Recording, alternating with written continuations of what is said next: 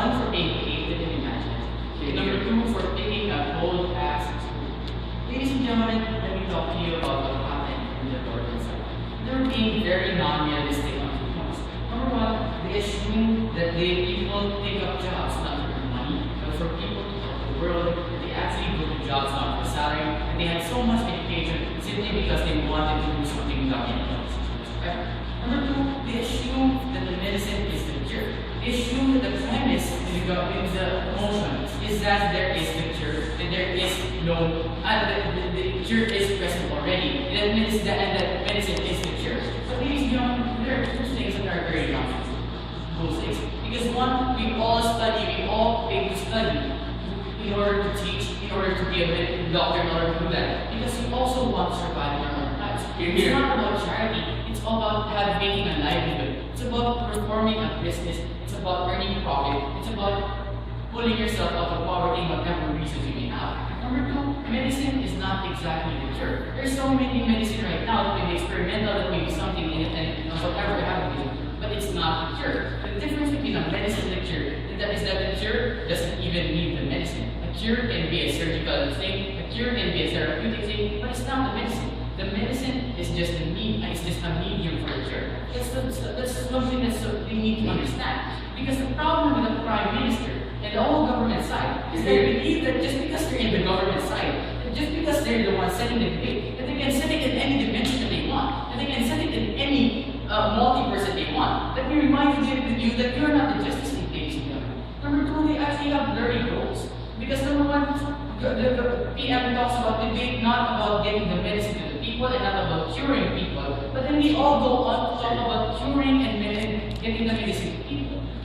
What actually do you want at the end of the day? Is it about to lower the prices, or is it about the search for medicine? Because they're not even talking about curing people. It's not about that at the end of the day, as I said earlier. So it's actually confusing as to what they want. Number three, they actually have faulty logic, because they say that with the same exact medicine being sold by everybody out there, they're saying that there is competition. Let me tell you why there is no competition. Because everybody will just compete for prices. There is competition in that sense. Everybody will just keep lowering their price because they're all selling the same product. Because it's 100% foolproof. You think it's there. But ladies and gentlemen, we realize that the competition does not exist with the same product, but the competition in economics really exists because there's diversity in the market. Because there is something you can offer the people that the other person cannot. So if everybody starts selling the exact same thing, given that the HIV patients are so desperate for a cure, they'll jump at any sort of cure, medicine, in the sense, they're telling us that there is no more evolution for that medicine. Because everybody is 100% foolproof.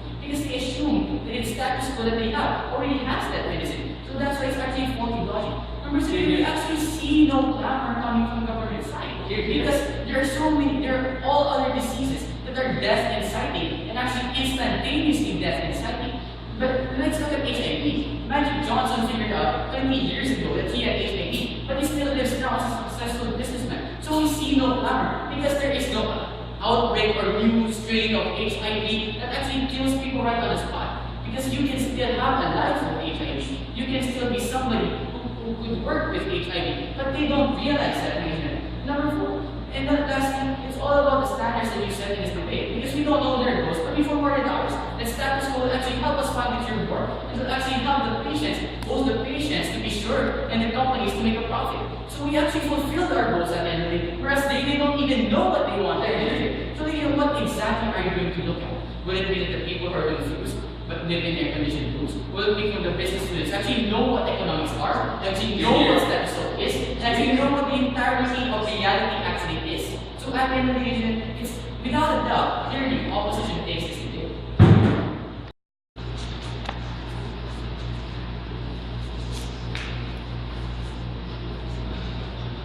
The government set this debate in a point in time for a cure work, but that I never said that it would be the absolute cure. Because there cannot be an absolute cure, but I set this debate into a point in time where there is a cure, and the cure is to develop. Because medicines and cures always develop, and we can concede to that. But we see that we have won this debate on three criteria. First is consistency, second is responsiveness, and third is the fulfillment of burden.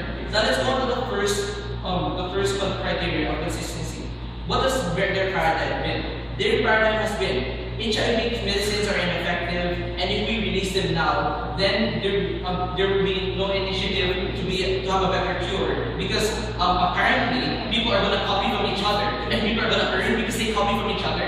People will only copy from people if the medicine is effective. The medicine won't work if it's not effective, Mr. Chair. And we see the only reason why people pirate is because it's so effective. People do not pirate bad DVDs, Mr. Chair. They only pirate DVDs that they think they can sell. So we see we have all the services that the government has in our paradigm of the service that we have because we remove this hindrance to society and we ensure the service that they have provided, the government has promised to provide.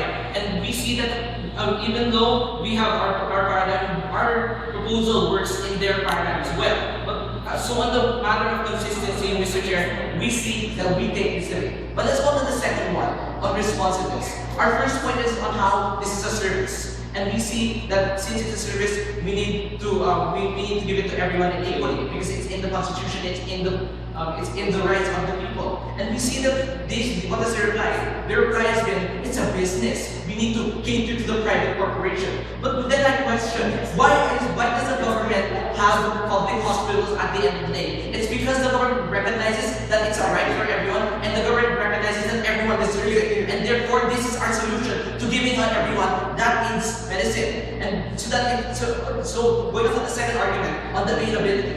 And then what is their response to that? Their response was privacy, because piracy can always occur. But I really feel argument on that. And I said that a medicine can only, if a medicine can slightly cure someone and it's pirated, it's better than an expensive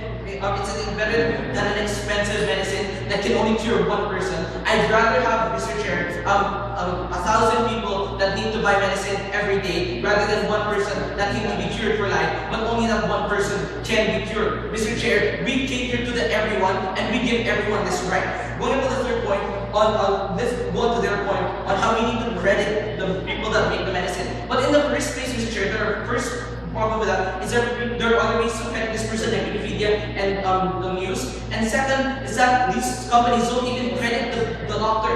These companies only credit themselves and they say made by this person. They never state the name of the doctor in the medicine, Mr. Chair. And we see even in that level they fail. But on the third argument of competition, because we see that only by having a lot of people making something, that's the only way for people to actually want to innovate. Because we see the problem with status quo now is that there's only one person trying to make this. And when there's only one person trying to make this, there's no incentive for people to try to do better. And we give them the incentive to make them do better because we incentivize this positively. So we see on responsiveness, we take this debate. But let's go to the limits of British. Because they have, we say that we help the cure develop because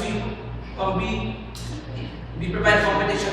Now they have said that we need to diversify. The only way for products, for things to be competitive, only way for competition to thrive is on diversity. But we see that, Mr. Chair, the only way that it can be diverse is if it's available and a lot of people are doing it. So we see the take this debate at the end of the day, Mr. Chair.